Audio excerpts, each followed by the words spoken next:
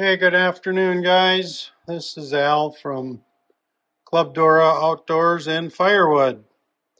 I just got done blowing snow with my case skid steer here. I had to drop the blower outside. My shop, if you see here, is kind of full. And when I finished working the other day splitting wood, I know this machine here, my splitter, is needing a oil change.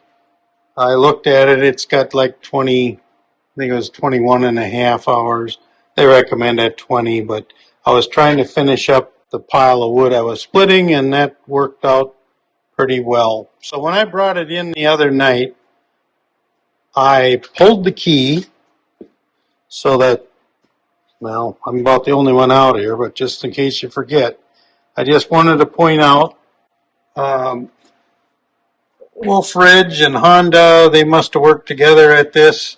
This is so cool to have a tube coming out so you can easily drain your oil. There's the oil that drained out here the other day. I really want to get my machine washed down, but it just we haven't been able to do it. I want to get I got a pressure washer that I use, and it just needs to be cleaned up. Everything is kind of getting kind of dirty here, and I don't like seeing it like that. Just walking around the back here. Um, Here's my key right there. I pulled that out just in case. And then I wanted to point out, you see that can there? That is a WD-40 can, but it's dry lube. And when I was finishing up the other day, I set it in this little groove. And you see this here? Well, I forgot. The knife comes down when you shut it off. And it smashed it, and then it bled everything out. So anyway, I got to get a new one of them, but don't store your can in this little groove. It kind of held it in there, bouncing around, bringing it in here. I thought, well, that's a good idea. I'm going to put that in there. Well, it's one less can. I do have some graphite spray also that I put on, and basically it doesn't take much. I just spray, a little bit on here and run it up and down a few times, and maybe catch the bottom side of it, just so that you get a little bit up in this, up in here. Now, Chris Wolfe says you don't need to do that, but it doesn't take much to do it. It doesn't get gummy like a lot of the, on the rail here. That doesn't get gummy from it. I guess if it started to get that way, I would stop using it, but I can't see anything what it's going to hurt. So anyway, I just wanted to point that out. The 4 grease zerks.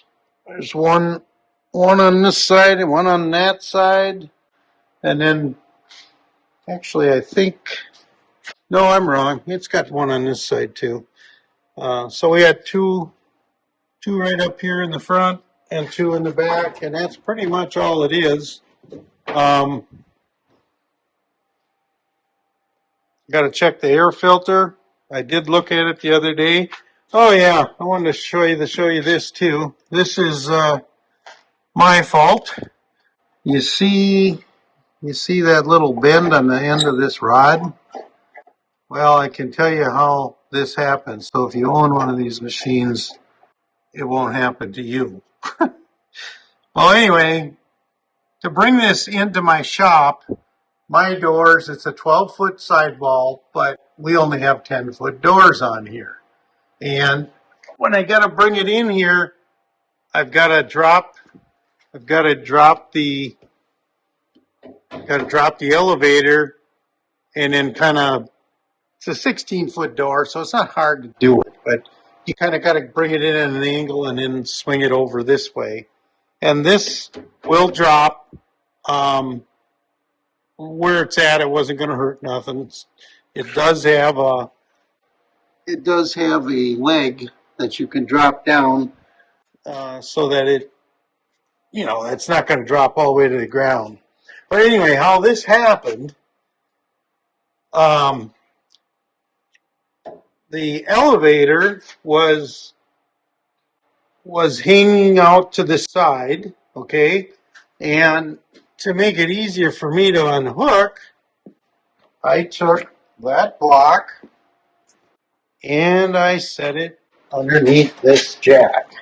So it was a good 6 inches, sitting up off of there. So I came in with the skid steer and I thought, it's very hard to see this from when you're in the cab, but it seemed, oh yeah, it's lifting it up all right. Well, I moved back and I pulled it off of the block, and so it dropped like 6 inches. Well, with that elevator hanging out like that, you put one heck of a strain on, on this whatever's holding it here.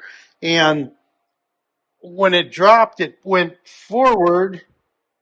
I don't know if that's making sense to you, but it dropped down and it got, it dropped down like a good 6-inch snap. Well, it bent I'll go back over there, I'll show you. It actually bent the rod and it busted all 3 of the 4 bolts. So, right here. And what I'm going to try and do, I'll knock that pin out, I'll knock this pin out right here, pull the rod out. I think I can get that straightened out. It's not bent that bad. And then it's a matter of grabbing 4, I think they're 7/16 or 1/4 inch actually, 7/16 nut size. I'll get them put back together. Got to get that fixed up. That's just stupid on my part how that happened, but things do happen, just like that. So anyway, little maintenance to do there. You got to keep up on that stuff, otherwise it's not going to be good. So I'm not going to bore you to death. You guys have changed oil enough times. Like I said, it's got 21.5 hours. They recommend 20 hours. They recommend that you use 1030 motor oil for cars. They don't want you using diesel oil. Anyway, it holds like 1.6 quarts, and I'm gonna go ahead and do that. Let's just take a peek at this. This is the air filter. They make this really simple. You got 2 little cogs, and you pop the lid off.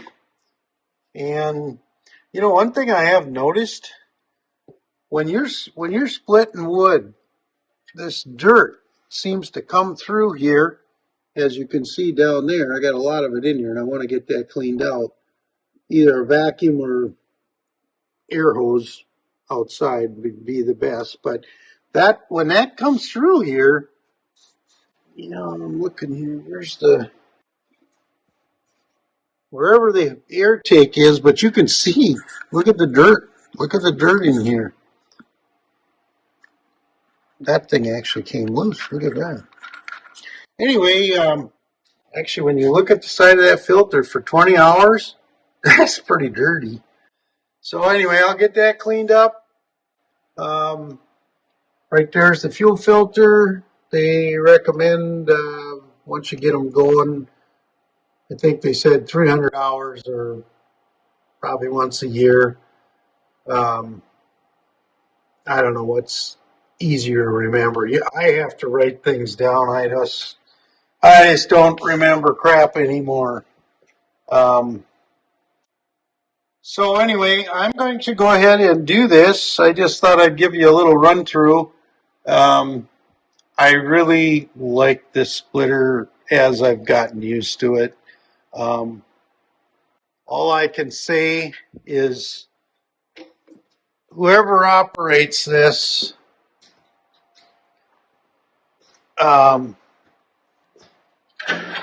Phil actually pointed this out to me, Phil from Allen Family Firewood, when, see here. Oh, I don't have it. Oh, here, I got one piece. I'll kind of show you what I'm trying to say here. So, if this knife was coming down and splitting as that knife gets down to the bottom here, a lot of times the top of the wood will go out like this. So, yeah, I don't have enough hands.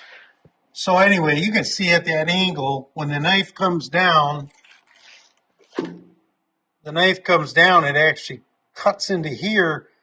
And I'm telling you, it's happened to me several times.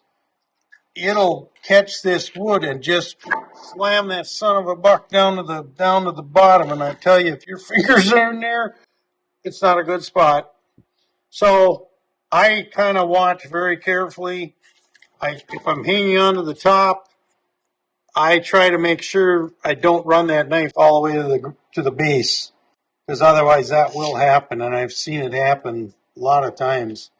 And luckily, it hasn't caught me, but that's definitely a danger zone. That's true with any of these. I think that not.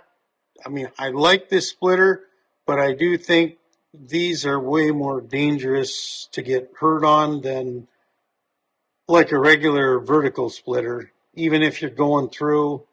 I mean, anytime you put anything under a lot of pressure, I'm telling you, I mean, you guys have all seen that, how wood explodes and can fly and hit you and so forth. But anyway, enough rambling. You guys have a great day. I'm going to finish this guy up. Later, guys.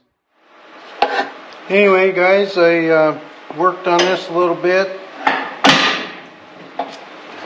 I had to pull this pin out, and actually it did not bend very hard. I took it over a heavy anvil with a 2-pound hammer and beat it square again, and everything is pretty much back to normal. It was twisted a little bit, but you know, as you see here, I'll pull this down and that should pop right back in there. Oh, I can't pop if I don't. Oops.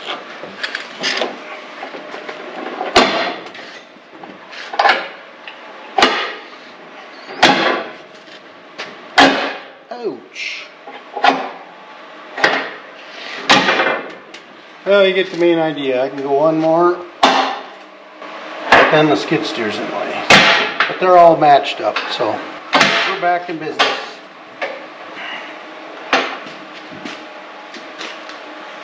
So that'll go on with our video, and so I got everything greased.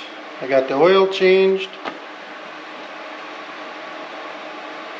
Oh, clean the filter. What's the matter? Got something in my eye? No. Oh. Anyway, got the. Oh. Anyway, I got the air filter cleaned out, and I'm actually pretty surprised, but I do think as we look at this, let's come and take a peek at this first.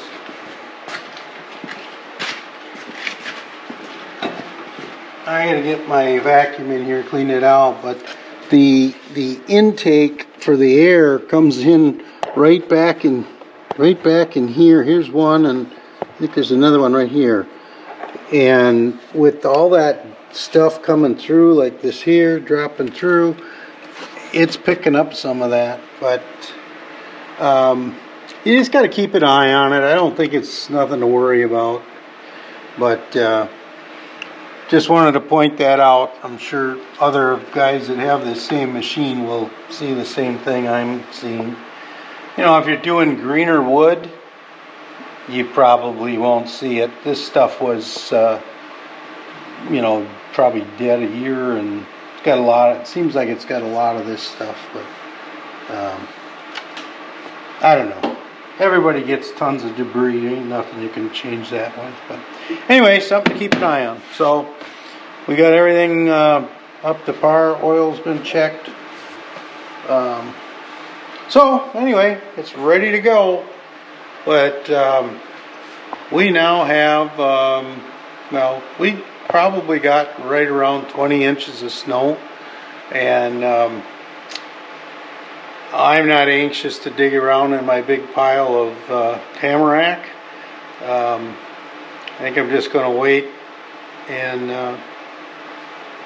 probably just wait and let the snow melt, and go at it when things dry up a little more. I've got plenty of things to do. I still have wood that's in my big pole barn that still needs splitting. So anyway, we'll let her go at this, and thank you guys for checking in and watching. And again, all you guys that have been with us, I thank you. All the new subscribers, I want to thank you too for checking us out. And most of you leave comments, which I like that very much. So anyway, you guys have a great Easter coming up here. Today is Good Friday, and hopefully everybody has a good time over this next few days with your families and so forth. So happy Easter. See you later.